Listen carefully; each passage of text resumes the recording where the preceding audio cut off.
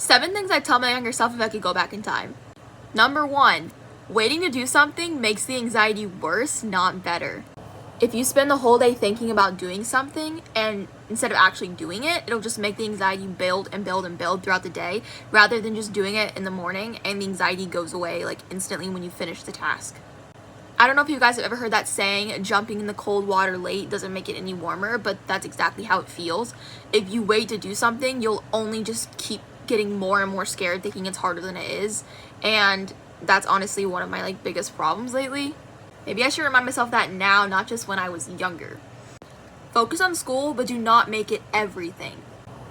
Being school-oriented and goal-oriented is a good thing, but when you make it your entire personality and only ever focus on it and never have fun outside of school, then you will ultimately have no good memories to look back on and be very sad.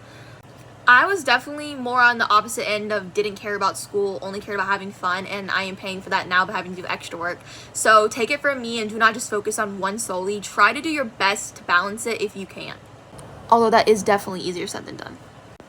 Number 3, try more hobbies and new things. If I could go back and tell myself to start crocheting years earlier than I actually did, I could literally be a pro by now. I didn't start getting into other hobbies besides sports until I was about 15 years old, and it was really weird trying new things at that age when I had just done sports my whole life. But learning how to crochet, starting to paint and stuff, it was really fun and just felt good to have other things added to my array of hobbies. That way, if I got bored of something, I could just do something else.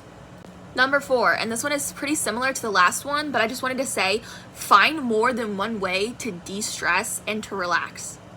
If the only way you can cope with anxiety, stress, and just a bad day in general is one thing, for me it was soccer and exercising and stuff, then when you can no longer do that thing because you're too tired or you got injured like me, you'll run out of ways to de-stress and it'll make you more stressed out in the long run not having something to do.